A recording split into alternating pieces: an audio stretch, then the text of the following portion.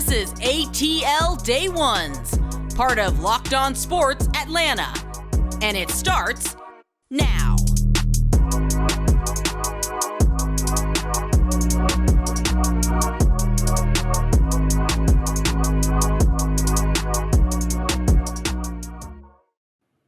Welcome into ATL Day Ones with Jarvis and Tenitra. We want to say thank you for making ATL Day Ones your first listen of the day. Remember, we're free and available wherever you download your podcast. And wherever you download your podcast, you leave us a 5-star review. Why wouldn't you do that? Go ahead and spread the good news in a Christian way. And if you're not Christian, do it in just a really, really good way. Because, you don't want to keep greatness a secret. Always spread that. Always tell a friend to tell a friend, tell a friend. Really appreciate for that in advance. Now, T, the Braves lost to the Seattle Mariners. We'll talk about that. Kenley Jansen, people want him fired. Everybody want to go to church. They want to go to Raciel Iglesias. So we'll have a conversation about that. And we have to talk about the Falcons versus the Saints, the good, the bugly, and the surprising. We'll explain. And last but not least, and for the culture, we're going to give Arthur Smith a history lesson about this city. But before we do that, we have to talk about the Braves losing to the Mariners. Specifically yesterday, T, the Braves had an amazing ninth inning. Michael Harris absolutely just killing like normal. The kid is just out there just doing his absolute thing. The Braves feel like the Braves got this doggone win, and then that dude that they got over there that was in the home run derby, yes. He started, he did his thing. He started the party, and then his teammate came on and closed that bad boy out, and Kenley Jansen closes it, blows another save, and then just here we are, T. Here we are. But you know what? I don't know, Jarvis. Should I start my Braves commentary on a low note and end on a high note, or go vice versa? So I'm going to go with low note to the high so that you and I can at least have some happy going out of this Braves segment. Yes, please. But you know Help me, please. Yes. We both know that Brian Snitker is in all likelihood going to stick with Kenley Jansen as his closer. Maybe Raciel Iglesias gets a save here or a save there, opportunity that is. But as far as from here to the end of the regular season, probably into the postseason, it's Kenley Jansen. And don't get me wrong, we appreciate the 33 saves. However, the 7 blown saves and the fact that 3 of those 7 have come in the last 7 opportunities. So take the 40 and break it down to 7 and see that 3 blown saves came at the same time. That's the disconcerting thing, because when you look at Will Smith, and I sent you a note that said, it's that like that Spider-Man meme. Are you? No, you. Is it you? Is it you? Because it feels like the same. I know you. Yeah, I know you, because you're one and the same. Like it's like Will Smith all over again. Except of course with Will Smith, one thing about him is he would bail himself out a lot of the time. Whereas Kenley Jansen he's gonna come in, probably give up that home run or 2, and then we're done here. It's a blown save. So that's what kind of concerns me on whether or not how much he's going to go through. And also, Jarvis, can we stop being the up and down? Because if you talk about the fact that you improved your mechanics and then we see it in a save, but then you go and you blow it the next save, we're scratching our heads. Like, again, that would be the Spider-Man meme of which Kenley Jansen is it? Is it you? Is it you? Is it you? But we said we're going to end on the positive for my part of the Braves. So I'm going to do just that, because Michael Harris II makes all of us happy. That should make Atlanta sports base, with all that PTSD that you went through yesterday. Just remember Michael Harris II. Your native son is absolutely killing it. We talked about this Friday, the fact that he is unbelievable when there is a runner in scoring position. We said at that time his average was 400. It's now up to 403. With players in scoring position. That's second best in the majors among, of course, players with, about 250 plate appearances. But this was the other number, Jarvis, that I thought was so cool in ending on a high note. He is so clutch that when it comes to 7th, 8th, and 9th innings, it is different for Money Mike. The only player this entire season with a higher average in that 100 plus inning plate appearances and that 7th and 9th inning time frame, Aaron Judge. There it is. Wow. Yeah, and when you think about like 2 home runs, and he's always been the clutch. Like, as the game goes on, the better he gets as a hitter, and that tells you something, right? That means he's making adjustments. He's learning from his earlier bats. He's like, okay, he's trying to pitch me this way. Here's what he's trying to do. Mhm. And when you have a guy that's a rookie, Yes. who I think at this point hasn't even played 100 games in the major leagues, you gotta think that this dude is gonna be really good. So that makes me happy. So I'm glad that you brought Michael Harris up, because when you think about guys making in-game adjustments like that at that young of an age, it Mhm. just really speaks to the type of player that he is, and the people that have helped him along the way as Yes. he's made it to when he made that jump from AA up into the major leagues. And I think that's going to make me happy. So what also is going to make me happy is that tonight Spencer Strider's on the mound. I think he's gonna stop this win streak. Oh. At first pitch 9:45 against the Mhm. San Francisco Giants. They have Mhm. Alex Cobb on the mound. I think that this is going to be something that we can definitely look forward to. The Braves potentially getting the dub and get off this 2-game losing streak here. But Okay. the doggone Georgia Bulldogs, they blanked the doggone Sanford. But I had a little bit of something that I was a little bit concerned about. We'll talk about that. But before we do that, though, tell the folks about what's going on at Bet Online. Yeah, betonline.net. So listen, I was kind of peeking around, right, to kind of see some interesting things in terms of the Braves. We know that they're now a game and a half back, and we expect that they're going to climb back into first place. But what do other people think about that? What does betonline.net think about that? If you want to know, check it out, because really they give you all the information that you need to make informed decisions about betting. So whether you are somebody who is an ace and you think you know all of it, they still have some information for you on their podcast in addition to their website. Or if you're a novice, they literally have a page that is dedicated to betting beginners. So check that out. And they also have pages and some insight. I went on the site this morning to just kind of check some things out. And so they'll give you information on the bigger, our big three, I guess you could say: NFL, NBA, MLB, but they'll also give you information on those niche sports like golf. So check out betonline.net, because that is definitely where the game begins. So again, even if you want to see if by chance the line has moved for the Falcons as they head out to take on the LA Rams after things happen on Sunday, then betonline.net is still your source. That is still the place you want to see as to where the line moves and how you should bet. Betonline.net. Is where the game starts. Go ahead and check them out. Now, speaking of betting, Stetson Bennett is a guy that the Georgia Bulldogs betted on. Coming into the season for as a starter for the first time in his 12-year career as a quarterback, college quarterback. I'm joking. I'm joking. I know. For all you Georgia fans, please don't come at me, please. Don't But come it at me. is 7 years, Well, so you weren't far off. right. Yeah, one too far off. Yes, exactly. So I think that, as this game, got going, it seemed like obviously the offense got off to a little bit of a slow start. And, Stetson Bennett looked like he was trying to be a little bit of Stetson Bennett, gunslinger, type of situation. And then the offense finally got things going. They settled down. And I think that, that was something that you look for in veterans, and as a quarterback, and Todd Monken as the play caller. Hey, don't try to make this thing more difficult than what it actually is. And I think the Georgia Bulldogs end up doing that by Mhm. end up winning the game 33-0.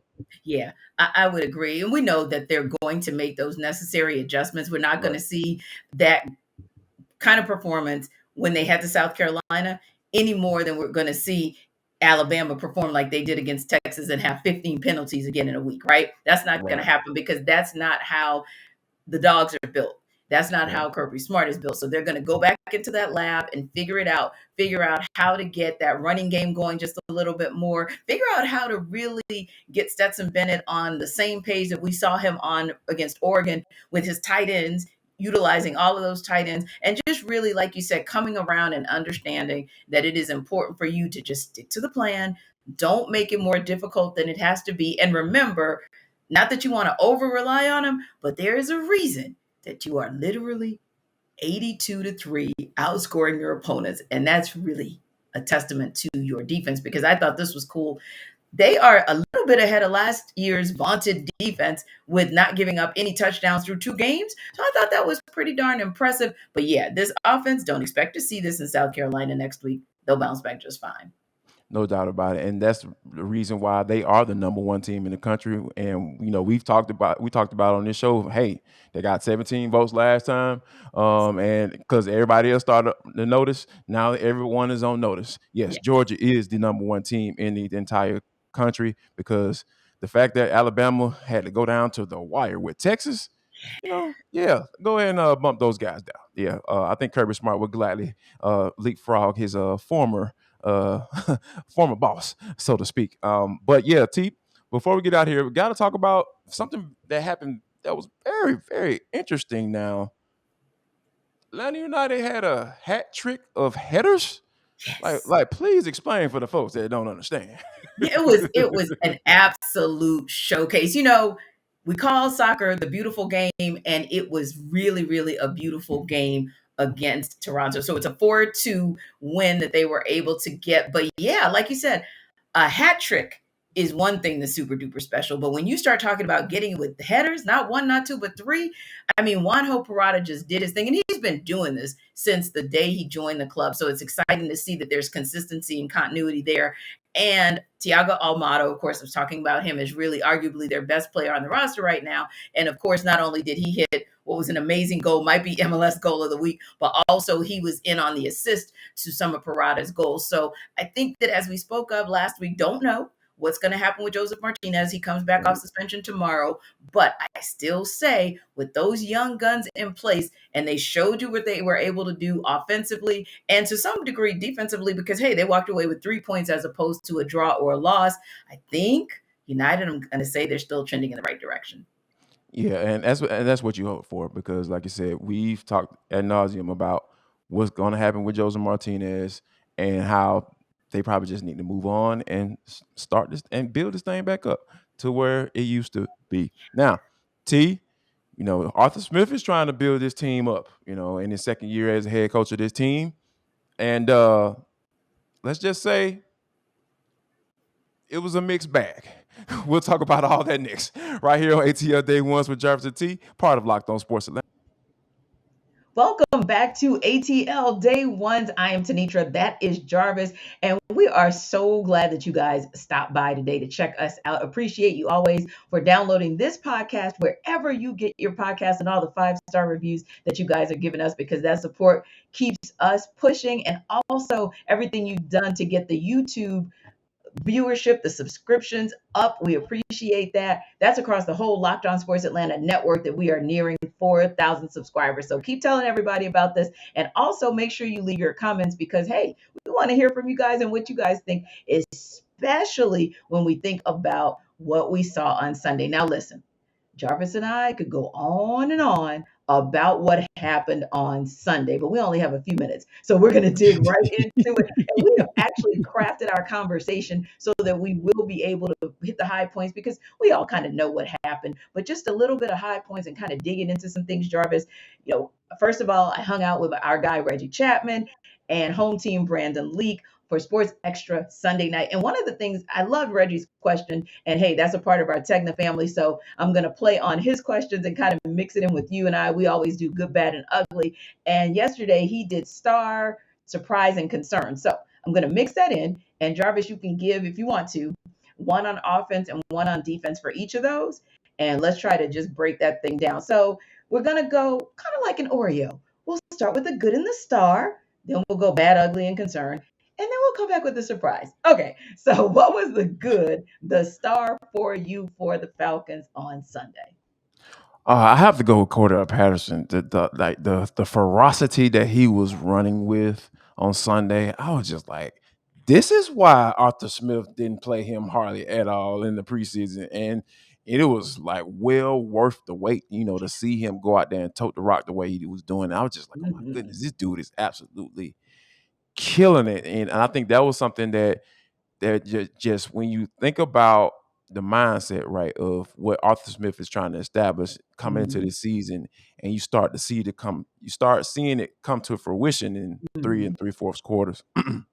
um you know yeah, when you see that like that, it like really makes you feel good, because I've talked about and I will continue to talk about how much I really like Arthur Smith as a play caller. And when you saw how he was running that 12 personnel till he couldn't run it anymore, and he was just trying to find the mismatch and trying to figure out how to move that football down the field, and they were very Mhm. successful Yeah. doing that early on. So I think that I have to get a kudos to Cordell Patterson as my star on offense. Because he was just that guy throughout the entire game. So I'll go defense, and we like to play off each other anyway. So that was perfect because I gave my start to the pass rush. I said the Mm, Falcons have a pass rush. Did you hear me? right. Pass rush and Falcons in the same sentence. People should be excited about that. 4 sacks. They brought pressure for almost three and three quarters, like we said. They Yeah. brought such beautiful pressure. And the thing about it was, I liked the way that Dean P schemed really throughout the 3.5 quarters, because let's face it, or three and three quarters of quarters, let's face it, Right. Jameis Winston and that offense and Pete Carmichael were confused. Dean Pease he did what he said. He said he'd give 100% of that playbook. He'd open it up, and he looked like he did, because when you start seeing Grady Jarrett, who always lines up in the middle, he's the anchor of that defense, go out and line up on the edge and still get home.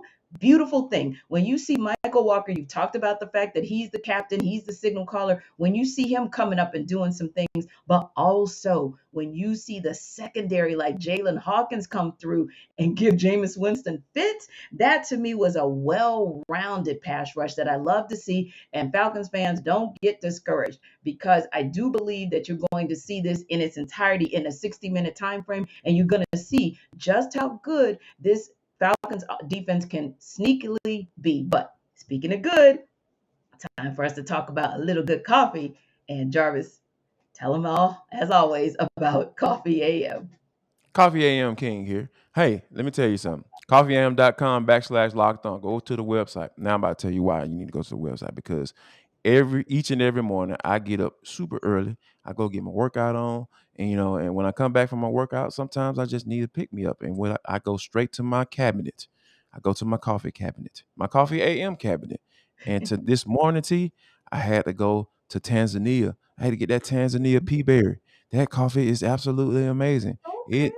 Game brings a shock to your system when it goes down, and I think that, because Coffee AM is the best small batch coffee roaster in the entire country. And it is, right here in your backyard, right here Mhm. in your backyard, my backyard.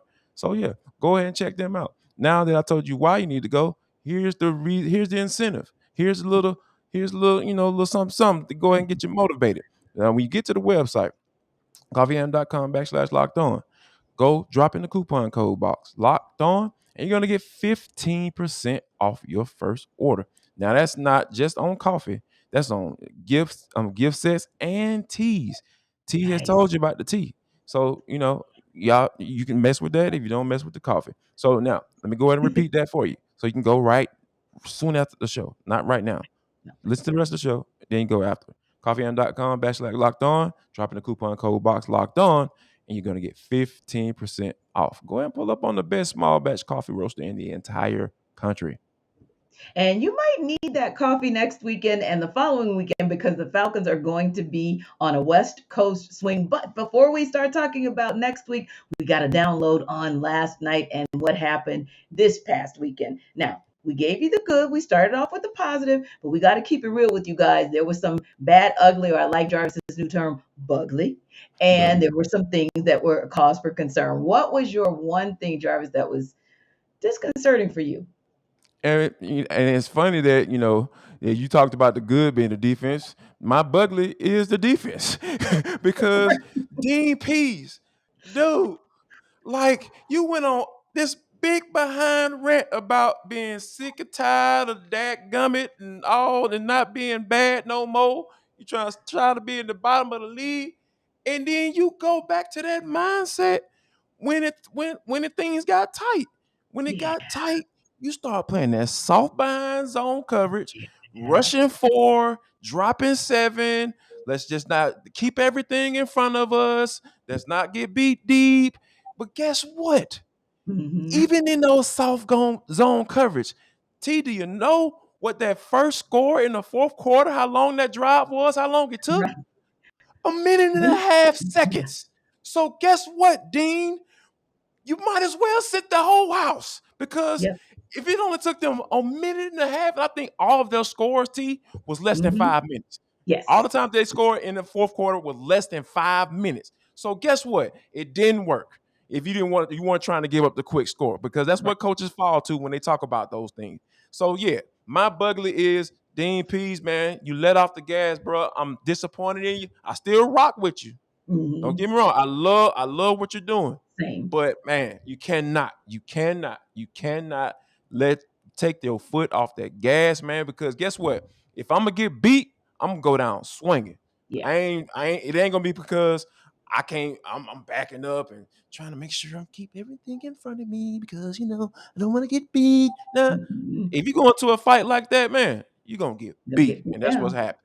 Yeah, and the Saints went the polar opposite way. They said if we're going down, we're going down swinging, and that's what Yes, they indeed. did because they were the late game execution was like night and day for the teams, right? Right. So that was really my bugly and my concern. The late game execution coupled with some questionable play calling on both sides of the ball. You already hit it on the defensive side of the ball, so and that soft zone on defense. Hey, that started to really play itself out with Michael Thomas. You still paid for that on some level, right? And I'm not going to torch AJ Terrell completely because there were some things that he did even against Michael Thomas where sometimes your defense is great, but that ball is just placed better. So I'm not going to put it all at his feet. But what I will say, Jarvis, is everybody on both sides of the ball, pretty much all 11, and then all 11 just did not execute as well when they had the opportunity. Marcus Mariota being one of the top ones. So in addition to, him fumbling the ball, if you will, you think about one of those long passes that could have had the Falcons in probably the high red zone, right? Or the low red Right. zone. And he just completely overthrew the receiver, just completely. And then there were several short passes that really made me scratch my head like, okay, now this doesn't make sense. But that's not all on him. Part of that is play calling because there's no way that CP should have been out toting the rock the way he was the first 3.5 quarters and then minimized on the Falcons' final 3 drives. All 3 of those drives were dominated by athletes. And to me, that's the way to that's not you built that 16-point lead. Now, what was the surprise for you on Sunday? I'm not gonna go with a person, but I'm gonna go with one particular play, and that was when the Falcons were down on the goal line, and they gave the ball to CP, and he got to like probably about the 1 yard line, and because the defender came in the hole, met him right there, boom, and kind of it Yes. was like a little stalemate, right? And then all you saw Mm-hmm. was the Falcons' offensive line kind of pile up and start moving that pile, and then they got him into the end zone. I was just like, Yeah. that's what I'm talking about right there. I almost cussed in the press box, T. I had to catch myself because normally the Falcons on the other side of that, right? They're the ones that the Mm-hmm. defenders getting pushed into the end zone Yes. because the other team's offensive line has piled up on the running back and is trying to push them into the end zone. And I think that Mm-hmm. that's those are the type of things that once you start to stack those on top of each other, that's when you start changing the narrative about your offensive line of being soft Yes. or not being able to protect your quarterback and not be able to establish a running game. So I think that that was something that I was surprised when I saw it, and I'm just like, that, and it gives me a little hope about this offensive line. Agreed. And that's who I picked as my surprise, the entire O Yeah. line, because Yes. anytime you have a 0 sack kind of day where your quarterback is not on the ground the entire day, it's a beautiful, beautiful look. And also, one of the that we were able to see thing early on that was able to see bootlegs. I mean, the first play from scrimmage was a bootleg for Marcus Mariota, and then you were Right. able to see pre-snap motion because there were no pre-snap penalties. So when you start to play a clean game in that regard, you're doing good as well. And then also you just fell on the head, a good run game because they were winning the line. scrimmage consistently that day. So hopefully we'll see the same thing out of this O-line throughout the rest of the season. But when we come back, well, history, then maybe we need to they can understand this fan base, this Falcons fan base, and how to help past it. We'll talk about it in For the Culture. Final segment of ATL Day was with Jarvis and T. We want to thank you for rocking with us throughout the entire show. If you're trying to figure out why my voice is cracking, because we be tripping. Yes, I said it like that. We be tripping during the breaks while we're recording this show. So, yeah, because we want to put on the good show for you all, and we appreciate you guys for rocking with us. You're pushing us almost to 4,000 subscribers. We really appreciate you for that. If you haven't liked or subscribed to our YouTube channel, go ahead and do that. And if you haven't given us a 5-star review wherever you download your podcast, what the hell are you waiting on? All right. But T, this is For the Culture. It is the intersection between the culture, entertainment, and sports. And sometimes whatever the hell we want to talk about, because that's just how we get down. Now, today is no different because you know, Arthur Smith had some very interesting comments about, people being wrote off, and it seems like it was pointed at the media, the national media, how they treat this town, which brings me to our point, right? So let's go back to the basis of this thing, right? Like where this Atlanta PTSD comes from, right? Yes. There was a thing that went down called 28-3, coach, that literally tore the hearts out of the fandom of this city. And it spoke to what we're used to, right? Because my father, Coach Smith, is a Dallas Cowboys fan for those reasons. Because his mantra for the Falcons has always been since I was a little child, and obviously by looking at me, that was a very long time ago. Now, he said the Falcons always build you up to tear you down. And that's exactly what happened on Sunday. So when you see the reaction or hear the reactions about that game, about your performance as a coach, about the performance by the players, about the performance by the defensive coordinator, it's coming from a certain place, sir. So I need you not to take it personal, because this is what we're used to. Dan Quinn did this crap. He got fired because of it. So when we see it here, we get a glimpse of it here, we're going to respond accordingly. Exactly. So yeah, like T, help the man out, because I need you to understand this, coach. Yeah. And it's the truth, because think about this. The Hawks, they made it very difficult for themselves this season. That's just Yes. a recent example, right? Right. Where that kind of tugged at the heart a little bit. And I'm sure back in the Braves' heyday, to only get one World Series out of double-digit division wins, right? Or division titles, excuse me. Right. Right. That tears at your heart a little bit, but nothing has torn at the heart of the Atlanta sports fan quite like what has happened with the Falcons, like you said, ever since 28-3. And some of them will even go back and tell you about what happened with the Super Bowl run in 98, where 98, yeah. Eugene Robinson got there you caught go. trying to get a Eugene prostitute. Like, Robinson, there you bro, go. what, bro? And look how quickly Jarvis went down the rabbit hole on that, coach. So that tells you all you need to know about how quickly this city will go from 0 to 100 in their pain, because they were behind you 100% yesterday, just like you asked them to be. They filled the Benz. I heard from my family members who were Saints fans, because, hey, I'm from New Orleans, that the Falcons base was really there in droves. And I saw it for myself as right.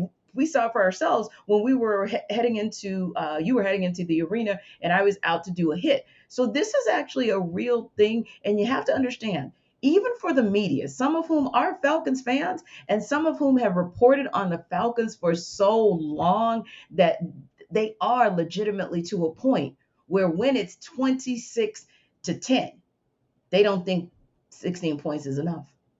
And there's a reason. And look what the result was. It was 27-26, almost to the point where people, I said it this morning, like, well, thank God it wasn't like 28-3 and then 28 to 16 and then you lose 29-28, do you know how much pain that would have caused? So again, coach, we understand your passion. First of all, we love your passion. Second of Yeah, all, we no love doubt. your play calling. And thirdly, we are convinced, and I say this for Jarvis, and I would say for me and most of the media, we are convinced that you are the truth, and this is not going to be a repeat of the DQ era, the Smitty era, or any other era before it.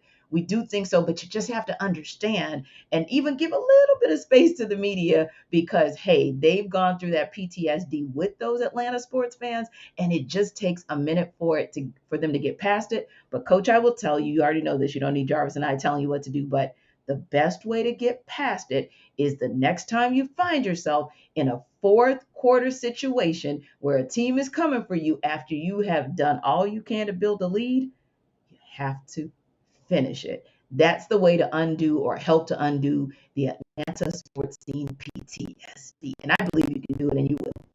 Yes, and one more quick little thing to add on top of that, coach. Yes. We're playing a team called the Saints, right?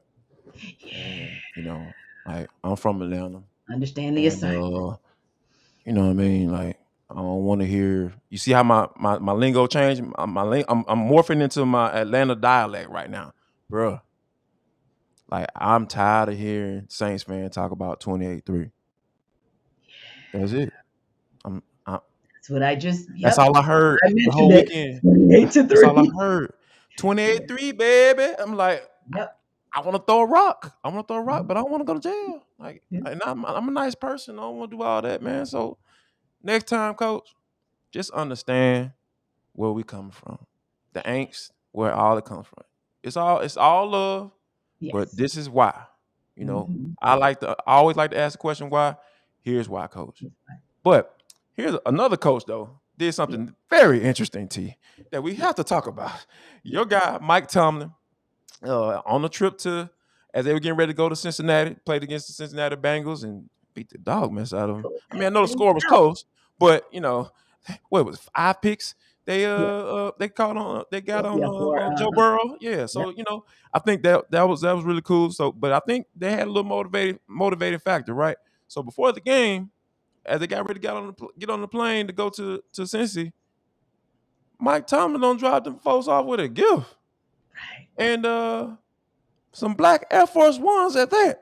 Now, for those of you who don't know, and I'm gonna be real quick, 'cause I thought we got to get out of here.